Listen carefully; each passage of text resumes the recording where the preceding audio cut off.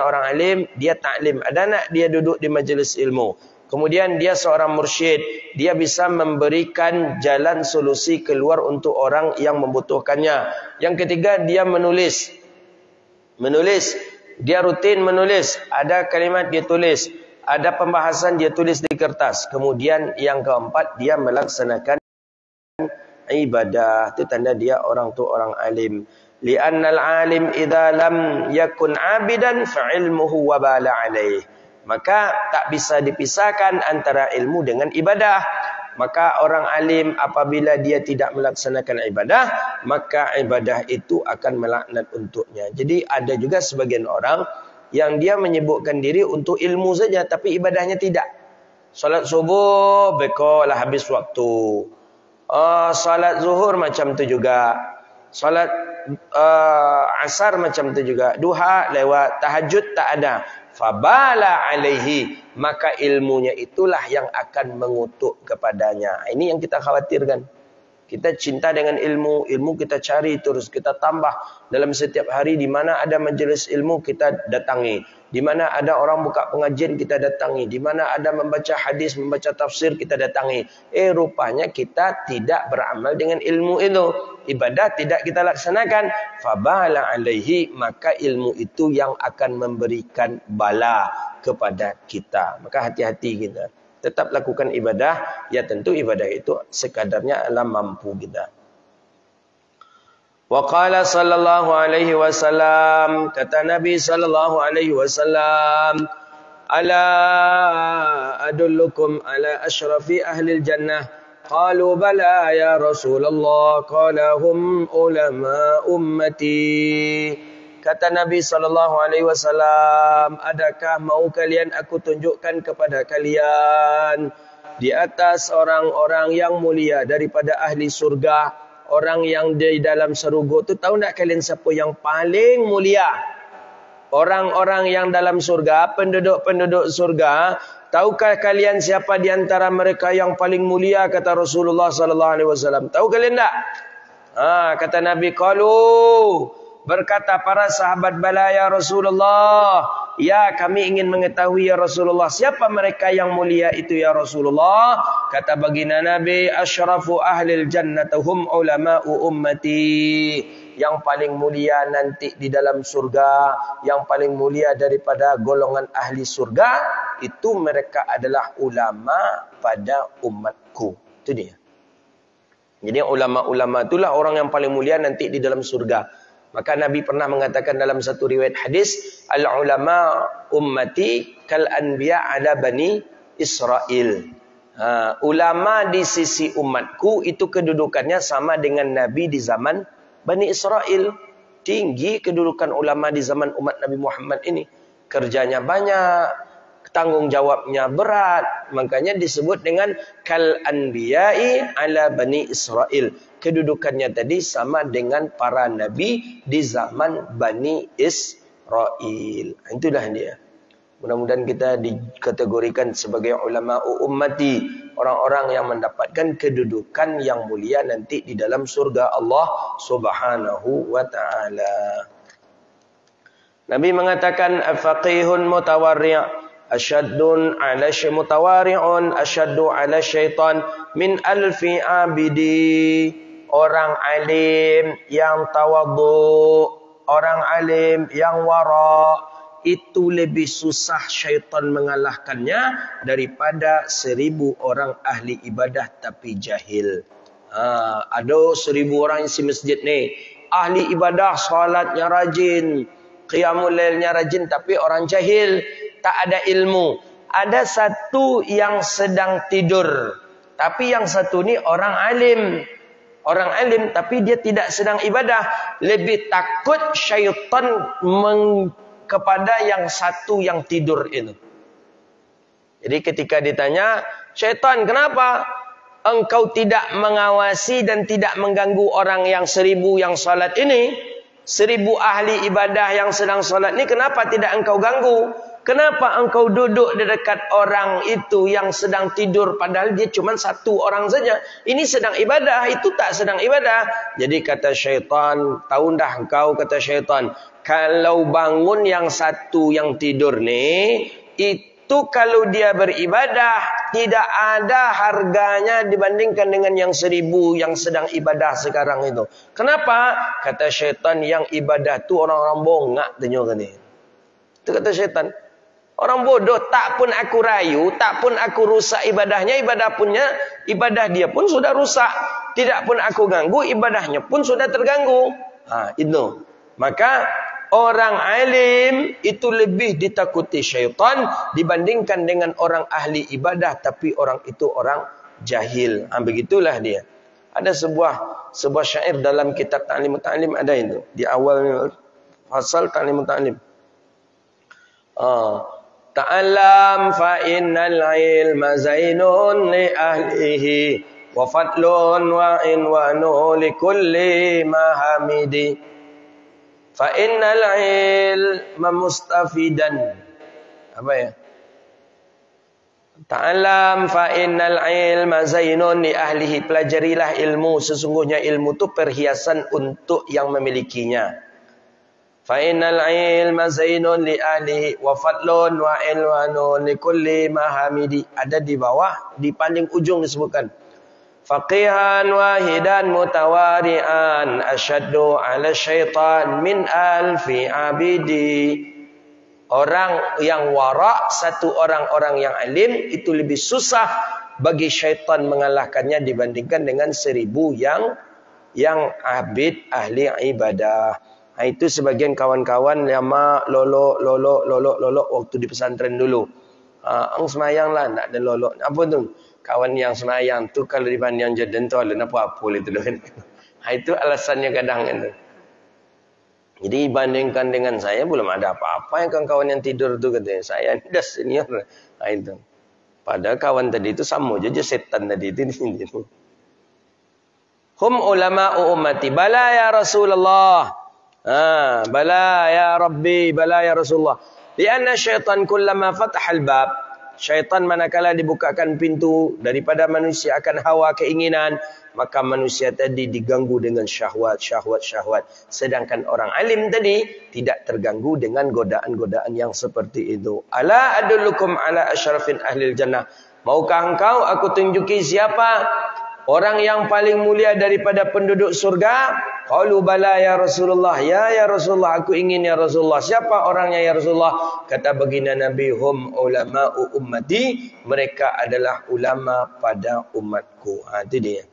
Jadi ulama'u ahlil jannah khulafa'ul anbiya.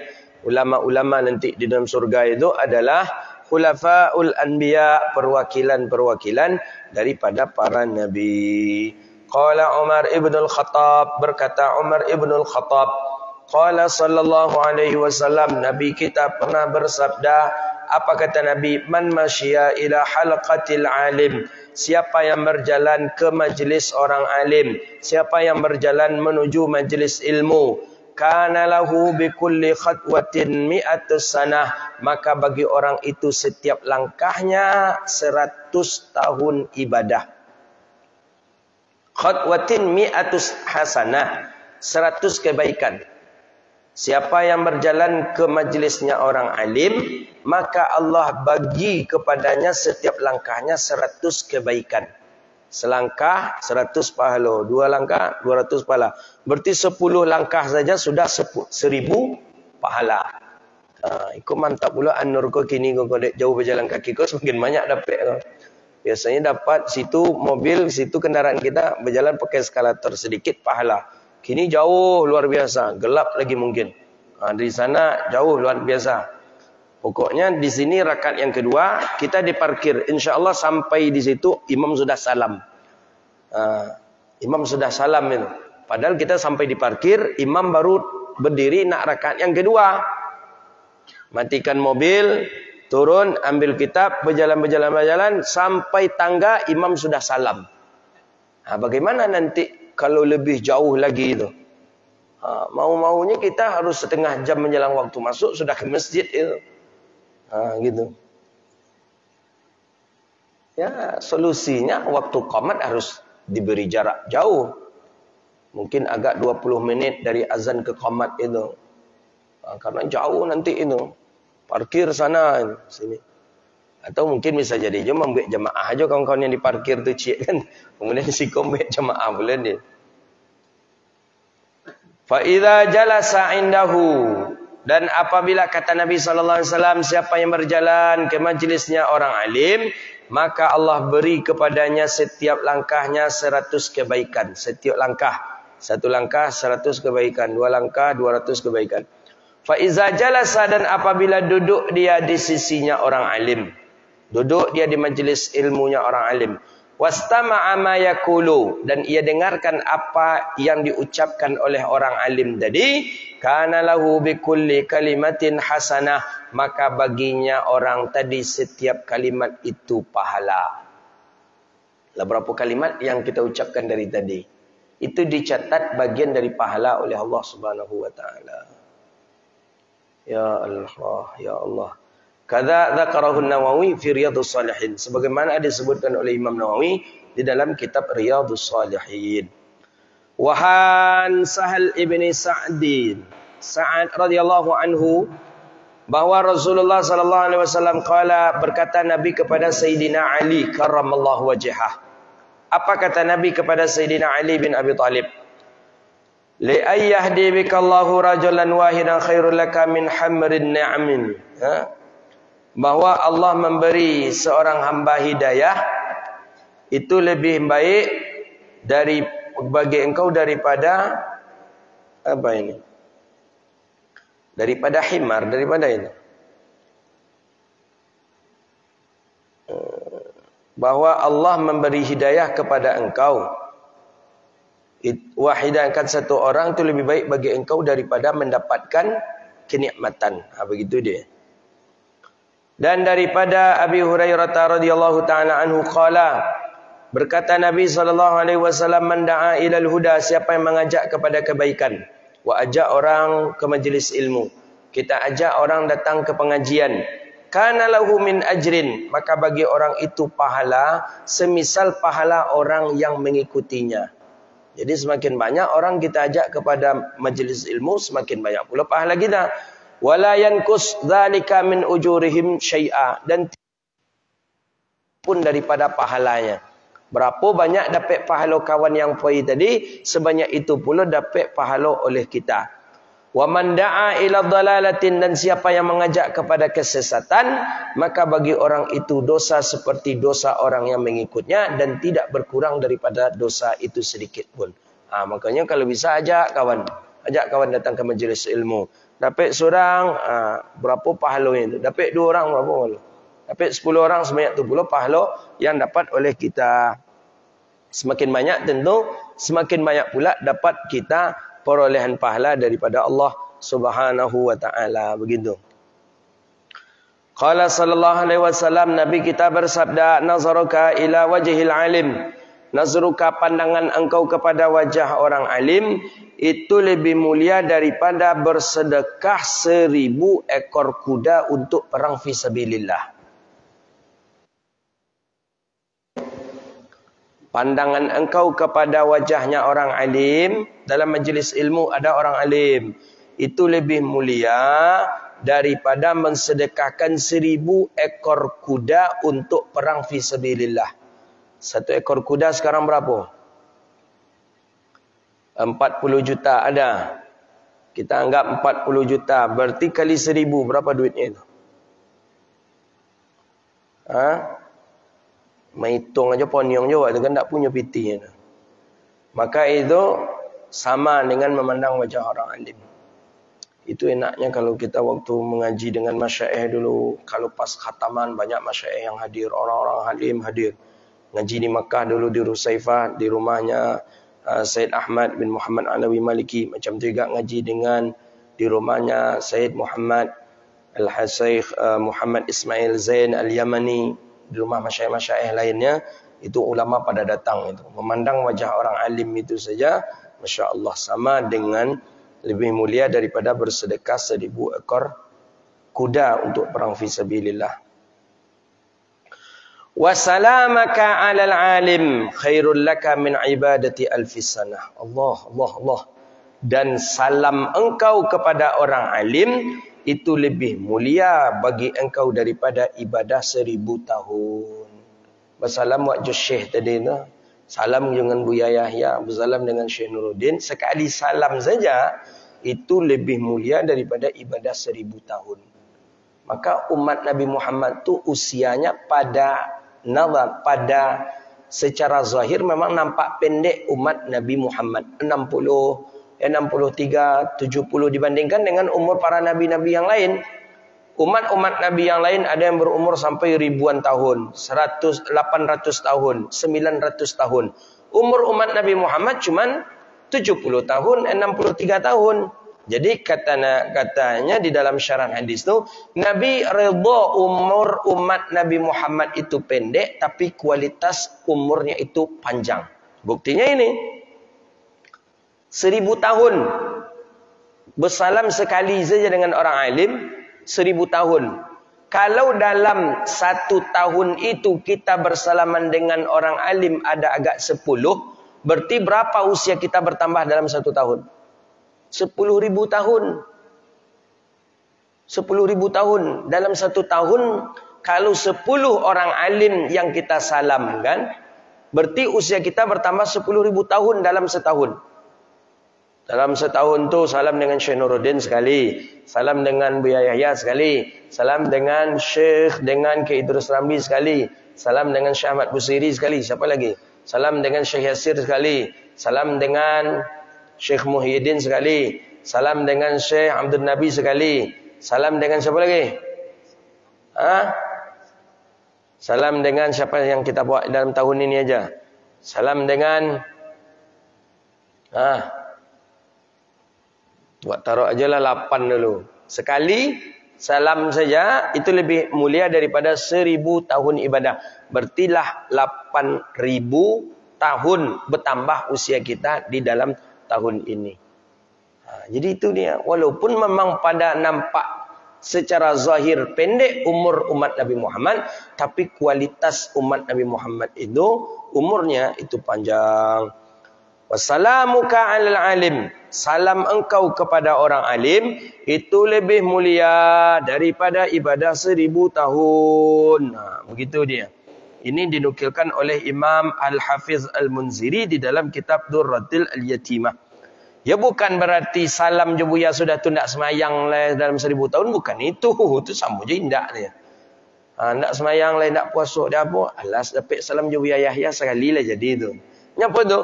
Kecek Nabi kalau salam je ulama itu sama beribadah 1000 tahun. Maka tak perlu dan semayang lain. Itu sosek namanya. Bukan kualitasnya tadi begitu. Qala sallallahu alaihi wasallam, kata Nabi sallallahu alaihi wasallam, aqrimul ulama fa innahum warasatul anbiya faman aqramahum faqad akramallahu wa rasuluh. Kata Nabi sallallahu alaihi wasallam, riwayat Sayyidina Jabir, Imam Khatib Al-Baghdadi menukilkan, muliakanlah ulama, maka sesungguhnya mereka pewaris para nabi. Maka siapa yang memuliakan mereka, maka Allah memuliakan. Faqad akramallah, maka sungguh memuliakan mereka akan Allah dan Rasulnya. Muliakan ulama. Cara memuliakan ulama, ya kita khidmat dengannya. Apa keperluannya kita bantu, apa hajatnya sebisa kita selesaikan. Begitu. Itu maksud daripada muliakan para ulama. Saya melihat masyaikh kita, Masya Allah luar biasa. Beliau murid-murid, para jamaah takrimnya luar biasa, Masya Allah. Tapi beliau pun tidak hamba penghormatan. Jadi tidak pun dihormati, beliau biasa saja. Tidak pun berkhidmat, beliau pun berkhidmat sendirinya. Itu. Qala Rasulullah sallallahu alaihi wasallam, man akrama aliman, siapa yang memuliakan orang alim, faqad akramani, maka dia memuliakan aku. Kata Nabi, siapa yang memuliakan orang alim, maka dia memuliakan akan aku. Wa man akramani faqad akramallah, siapa yang memuliakan aku maka dia memuliakan Allah. Wa man akramallah fama'wahul jannah, dan siapa yang memuliakan Allah maka tempatnya surga. Itu. Siapa yang memuliakan orang alim maka dia memuliakan aku, kata Nabi. Siapa yang memuliakan aku maka dia memuliakan Allah. Siapa yang memuliakan Allah maka tempatnya surga. Ini keutamaan-keutamaan ilmu ini. Hadis berikutnya, qala sallallahu alaihi wasallam, man intaqala liyata'allama ilma, siapa yang berpindah untuk belajar ilmu dari An-Nur pindah besok subuh ke Nurul Huda, dari Nurul Huda pindah ke fulan, ke fulan, ke fulan, ke fulan, ghufira lahu qabla an yakhutta al-yakhtu, maka Allah ampuni dosanya sebelum dia melangkah. Sudah dari siko wak beko kapoleyonya. Sebelumnya melangkah tu Allah sudah ampuni dosanya. Oh. Insya-Allah, insya-Allah. Dulu waktu ngaji di Azhar anak. Jadi sudah 3 kitab ngaji di Ru'at Atrak. Jadi ada di Al-Azhar tu pakai ruak-ruak. Ruak tu maksudnya bilik ruangan-ruangan. Ruak Atrak nanti pindah lagi ke Ruak Mugharabah, ngaji hadis lagi. Dari Ruak Mugharabah nanti pindah ke Ruak Fatimiyah. Itu ngaji fikih lagi. Pindah macam tu. Satu tempat masjidnya aja. Tapi ada tempat-tempat majelis ilmu. Kita di sini, nanti ada lagi di sana, ada lagi di sana gitu. Sebelum kita berpindah melangkah, dosa kita sudah diampuni oleh Allah.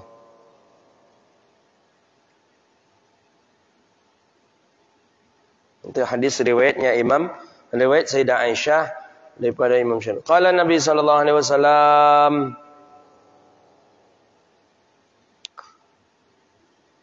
man nadhara ila wajhil alim, siapa yang memandang kepada wajahnya orang alim akan pandangan, fa farihum biha, kemudian ia senang dengan pandangan itu.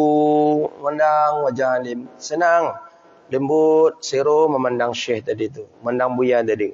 Khalaqallahu min tilkan nadharah, Allah ciptakan daripada pandangan kita itu akan satu orang malaikat yastaghfir lahu ila yaumil qiyamah, yang mohon ampun kepada Allah sampai hari kiamat.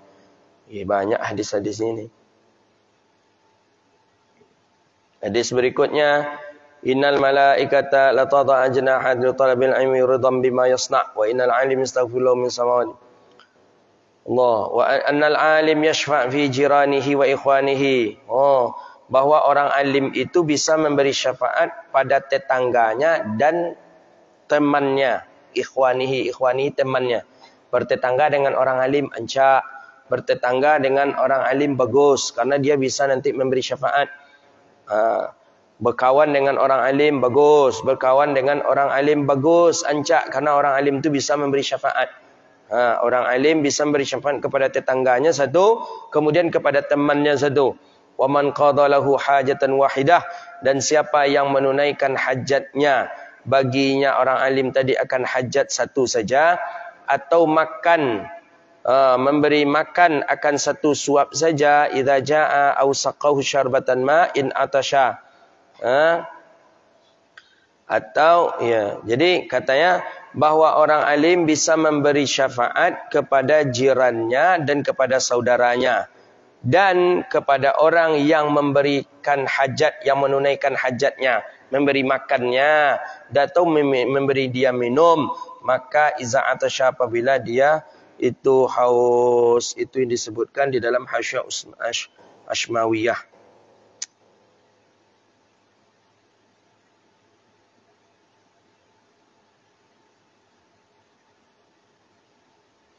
Allah.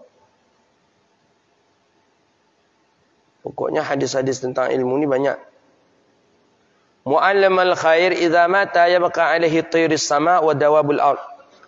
Orang alim, orang yang mengajarkan manusia kepada kebaikan, apabila dia mati, maka menangislah burung yang ada di udara, di langit, dan hewan-hewan yang ada di bumi. Jadi kalau orang alim itu meninggal dunia, bersedih dunia.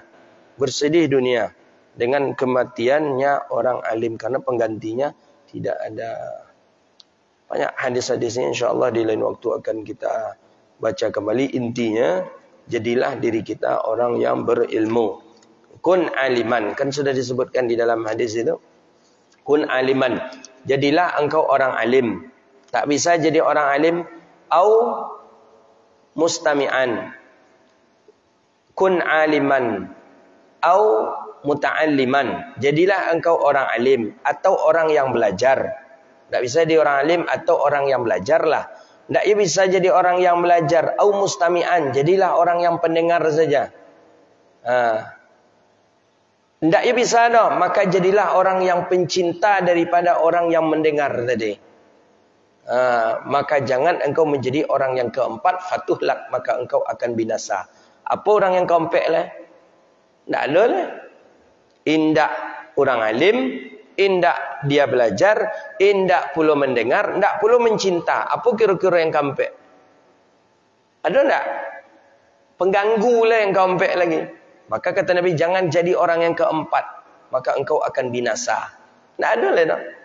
Tak bisa jadi orang alim, jadi orang yang belajar. Tak bisa jadi orang belajar, orang yang mendengar saja. Duduk saja. Walaupun tak mengerti. Walaupun tak faham, duduk saja. Golak orang, golak pula awak. Cik menengah je. Bisa. Jadilah orang pencinta. Tidak je bisa menjadi orang yang pencinta orang tadi itu dah. Wak musuhi pula. Telah kacau tu. Fala takun rabi'an. Jangan jadi yang keempat. Wabillahi at-taufiq. InsyaAllah pekan depan akan kita sambung kembali. Subhanakallahumma wa bihamdika asyhadu an la ilaha illa anta astaghfiruka wa atubu ilaik. Rabbana atina fid dunya hasanah wa fil akhirati hasanah wa qina adzabannar. Allahumma faqihna fid din wa 'allimna ta'wil wa hdina ila siratikal mustaqim. Rabbana innana amanna faghfir lana dhunubana wa kaffir 'anna sayyi'atina wa tawaffana ma'al abrar. Rabbana atina fid dunya hasanah wa fil akhirati hasanah wa qina adzabannar. Wa sallallahu ala nabiyyina Muhammadin wa ala alihi wa sahbihi ajma'in. Alhamdulillahi rabbil alamin. Ya Rabbi bil Mustafa balligh maqasidana waghfir lana ma madha ya wasi'al karami sallallahu rabbuna ala nuril mubin Mustafa sayyidil mursalin sallallahu rabbuna nuril mubin Ahmad al-Mustafa سيد المرسلين صلى الله ربنا على نور المبين أحمد المصطفى سيد المرسلين وعلى وصحبه أجمعين وعلى آله وصحبه أجمعين الحمد لله والسلام عليكم ورحمة الله وبركاته.